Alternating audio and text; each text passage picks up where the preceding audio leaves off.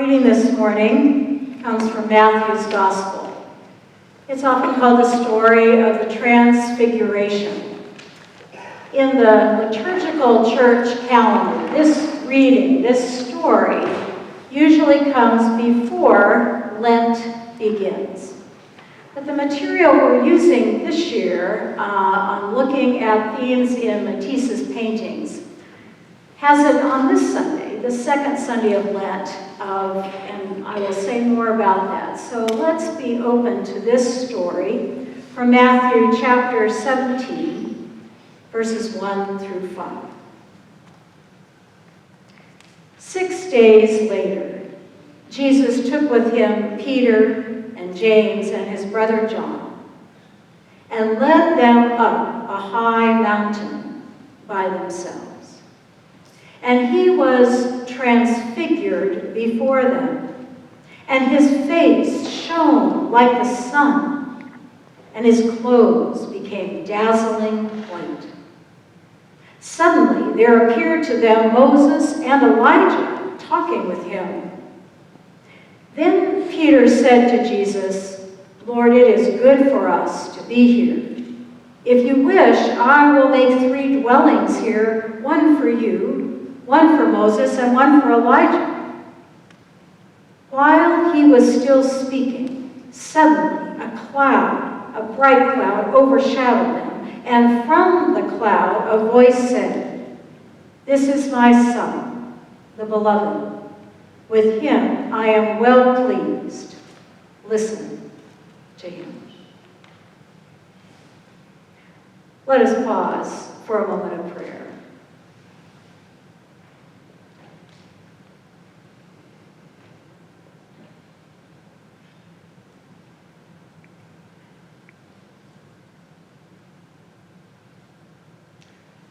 Holy One, we hear this ancient story, this dramatic story about transfiguration and transformation.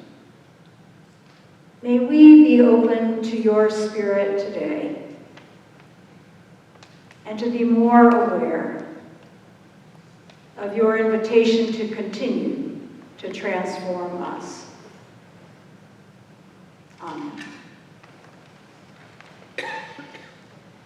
When I read a story like this, I like to imagine the humanness of it and these people hiking up the mountain, Jesus and 3 of his disciples. I can imagine they were all kind of sweaty and dirty, and probably were most of the time, of course, at that time in history, covered from head to toe and dirt and just going about life, but maybe a challenging hike up the hill, even more so, that they looked and smelled that way to each other. And I know I am like that sometimes when I walk up the biggest hill behind our house or go on a longer hike.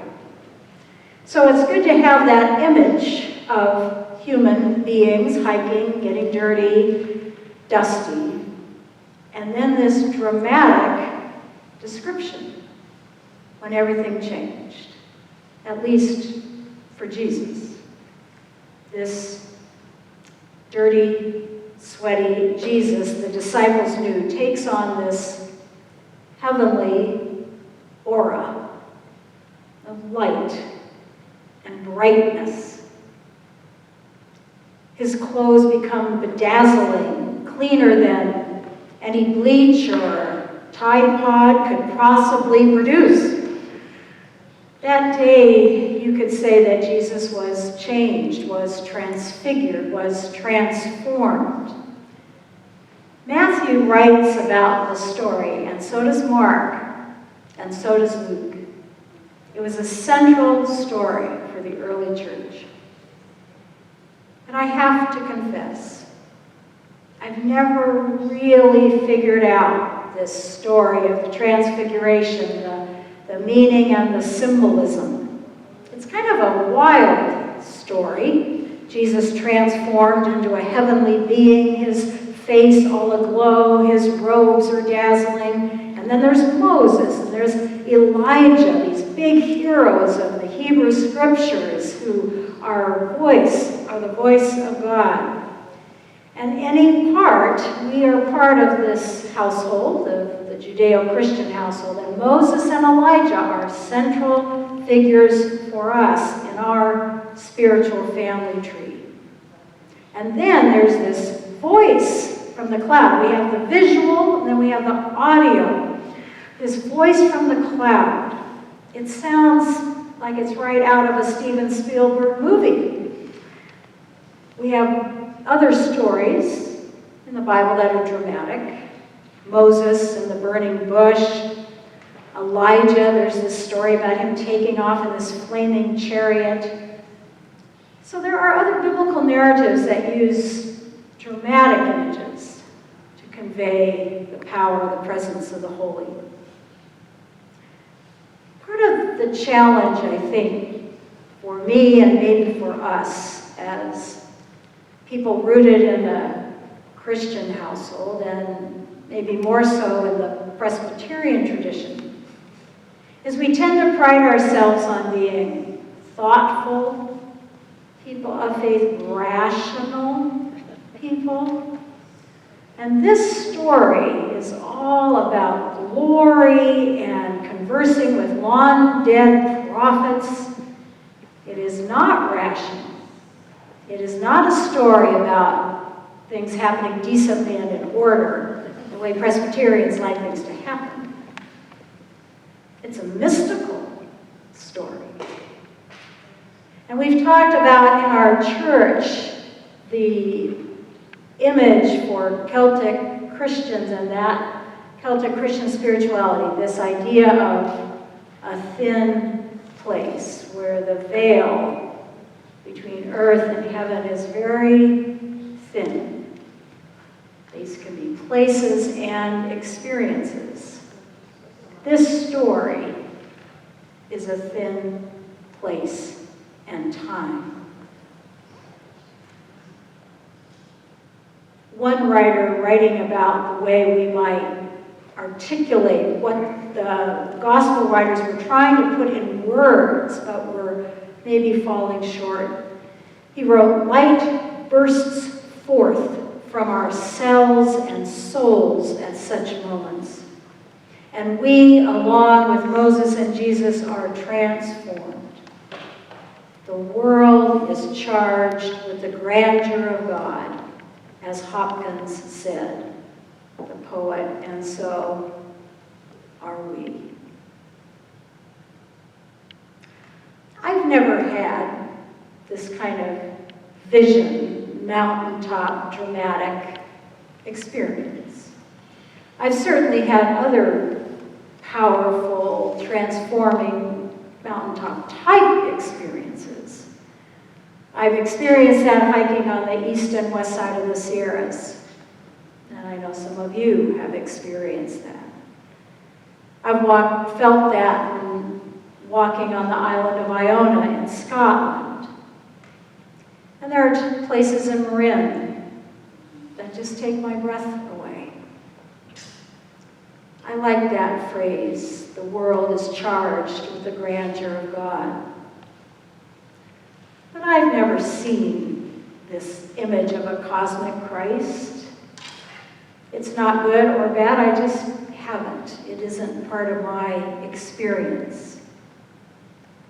I was reminded that there are ways in other stories in the Bible, this brightness, this light about being transformed, that when Moses had been talking to God, when he goes up to get the Ten Commandments, the tablets, the scripture says, Moses came down from Mount Sinai, and as he came down from the mountain with the 2 tablets of the covenant in his hands, Moses did not know that the skin of his face shone, because he had been talking to God.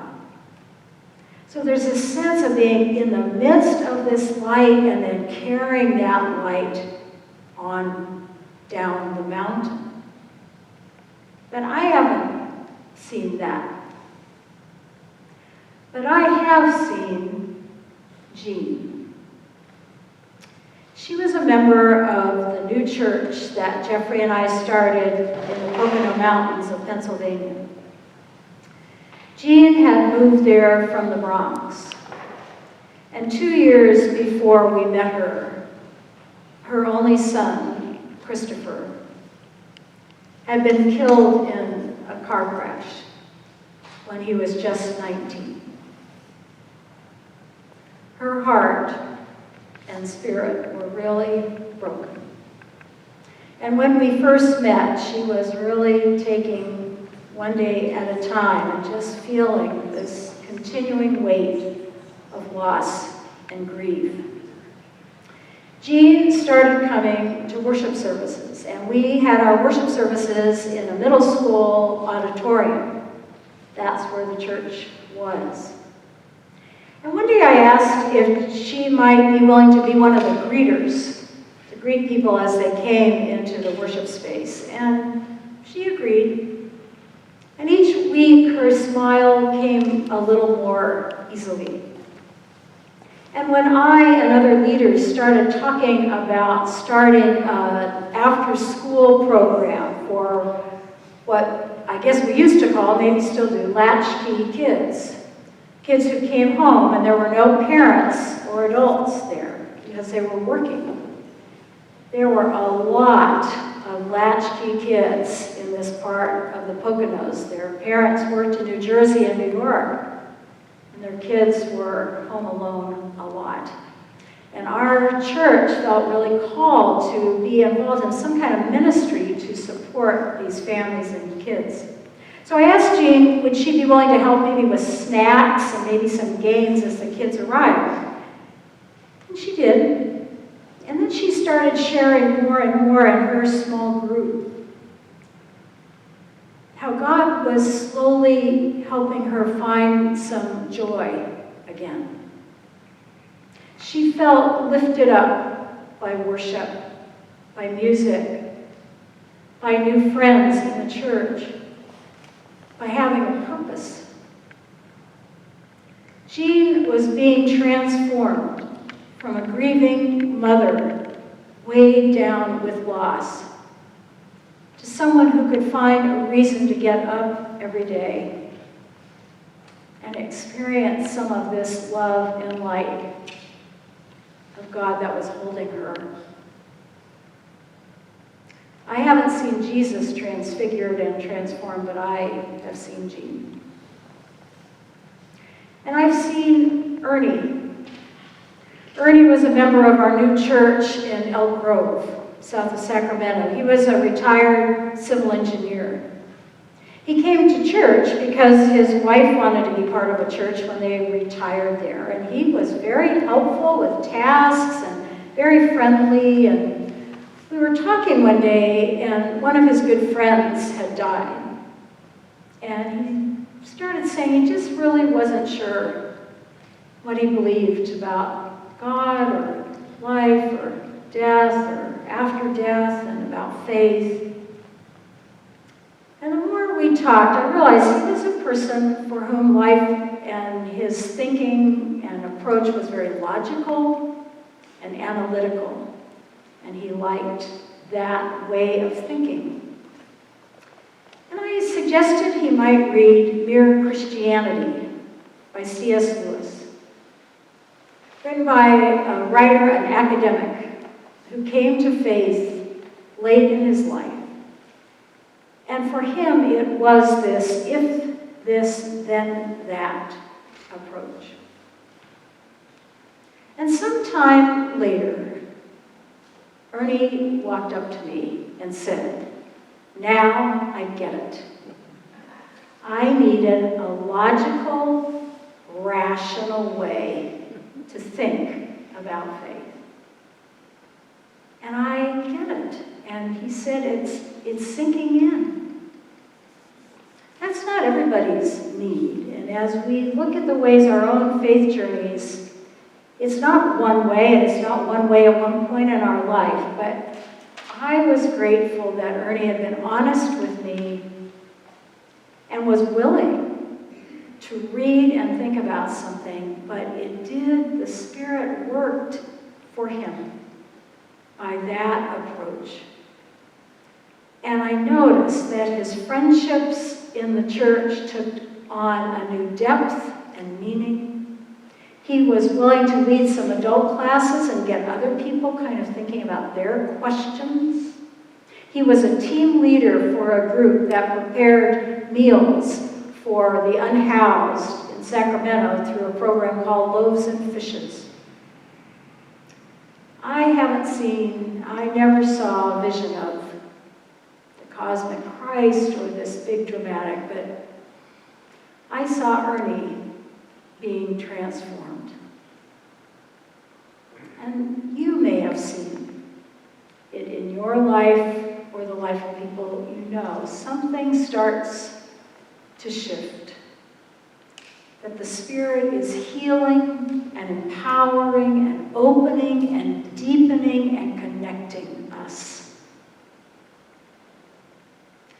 Last week, I started this series on Matisse and the colors of Lent. And I talked a little bit about what I'm learning, that he was transformed as a young adult when he was given a set of paints by his mother during an illness. And something resonated in him about paint and painting and art. And he was soon known for his bold use of color, and he was labeled with this fauve name, a style of painting that meant wild beast in French, and instead of seeing it as a critique, he owned it. Yes, that's what I am. I am a beast about color.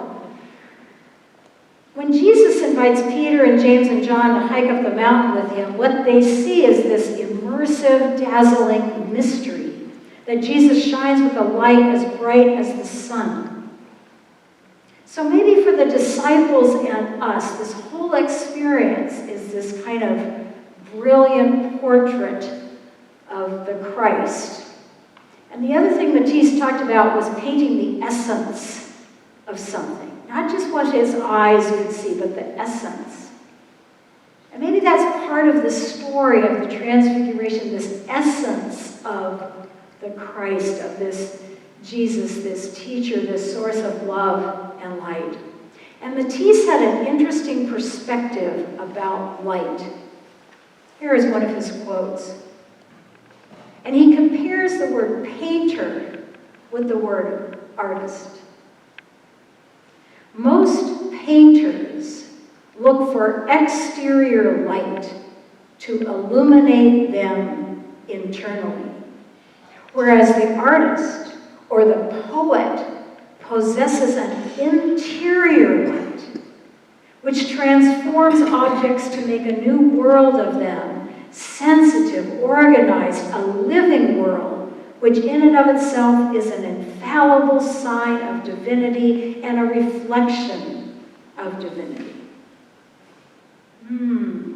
This light that comes from the Spirit and lives in us, and lived in Matisse as an artist, and to be aware of that light and open to it and sharing it. Matisse that was fascinated with essence, about the emotion that something he saw brought up in him. As he sought, in one of the materials that we're using, here's how they describe it. As he sought to create this vision of color, he sometimes used color straight from the paint tube, rather than mixing it. In effect, Matisse was taking figures common in art, objects, people, landscapes, and transfiguring, transforming them, infusing them with bright, bold emotion. Let's look at our painting for this week. Next slide. So this is the painting of this week, and this open window. And Matisse chooses colors that are not what we might say naturalistic to this scene, but rather help transfigure the scene. He looks out a window. I think these are sailboats. I don't see blue water, I see pink water. So all this use of bright color that he looked out a window, and that is what it brought up in him, to transfigure the scene, expressing and evoking beauty and joy as he contemplates it. Matisse was willing to be transformed as he offered a new way of seeing and painting the world. So let's be open. Next slide. Let's be open to the colors for this week. So each week we're picking different colors. And this coming week, the colors are blue and white, either separately or together. Where we might see blues and whites, the ocean, the mountaintop, light on a blue jay's wing, other birds. Jeffrey and I were in Orange County this past week, and it was one of those clear days, and bright blue sky, and those big, white, puffy clouds that I don't see very often. And then all the snow in the mountains. I've never seen it like that. I grew up in Orange County to see palm trees and then snow. Jeffrey took an incredible picture. The San Bernardino and the other mountains along that perimeter, snow as far down as you can see. So that image of white against blue really stuck with me. So this week, notice blues and whites either together or separately. That's part of the invitation of this season. And if you want to take a picture of something, you can send it to me and we'll feature it in the e-news. If you want to write something that really touched you about seeing some color that you hadn't noticed before, send that to me. If you send them by Wednesday, I can include it in the e-news. So as we continue to think about this story of the Transfiguration, let's be open to the ways that the Holy One is transforming us and giving us hearts and eyes to see differently. Let us join our hearts in prayer. Holy One of beauty and joy, help us to catch sight of the ways you are transfiguring and transforming the world every day and transforming our hearts. Open our eyes to your vision of color and beauty and hope. Amen.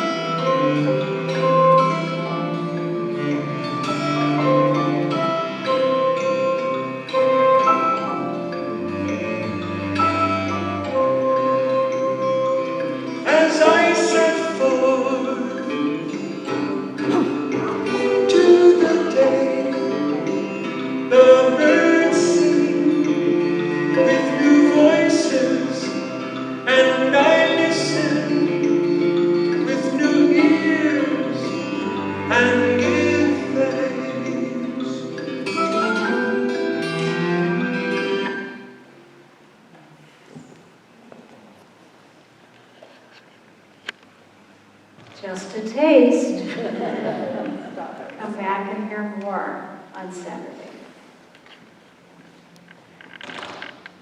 As we share in our life together, we share our joys and concerns.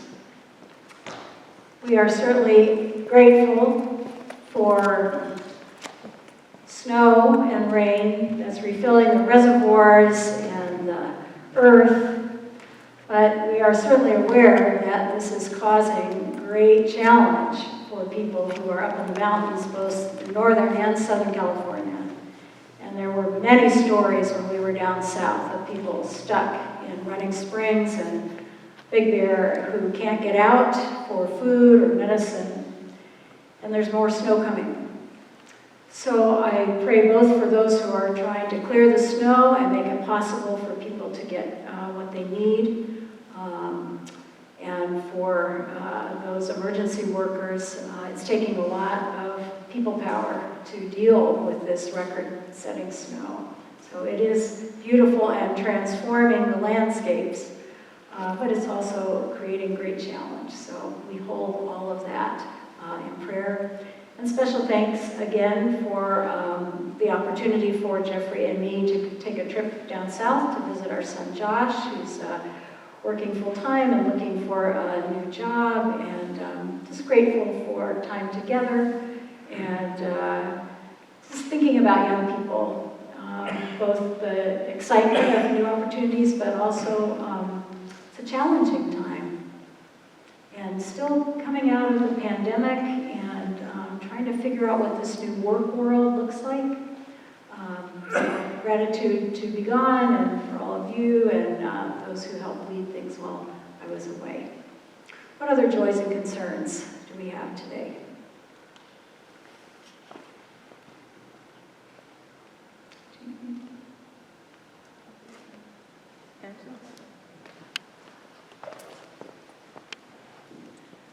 We run our Wednesday after school program, and we've just had a whole series of problems with COVID, not with the students, but with our own volunteers and staff. So I'd like to ask prayers for, particularly for Jody Brockett, who's co-coordinates it with me and does some of the teaching. She and her husband both have been diagnosed with it, and I'm just aware of more and more COVID cases still popping up. So while in some ways it's behind us, in some ways it still keeps affecting.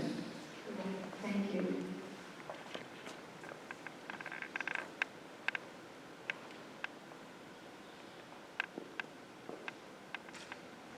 Well, we will continue to pray for people in our congregation, particularly Chitoka and Jan McRoberts, and others who are continue to pray for Lorna, and others who are facing health challenges. And there is Rosa.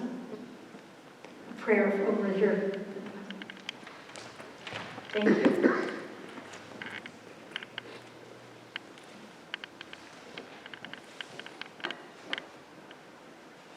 Diana. My grandma is currently in the hospital. She had a stroke, and so my mom and I were hoping we could pray for her and for hopefully recovery within the next couple of weeks. Does your grandmother live in this area, or is she? No, she's in Mexico. In Mexico. Prayers for Diana's grandma and your mother. Many prayers in this hard time.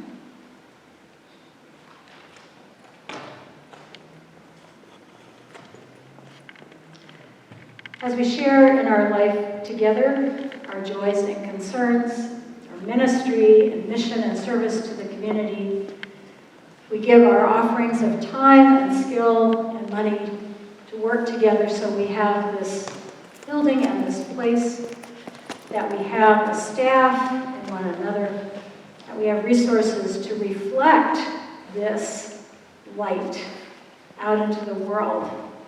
So there is an offering basket here in the sanctuary. You can give online. You can mail a check to the church. Thank you for your generosity and willingness to share in this work together. Let us come to the table.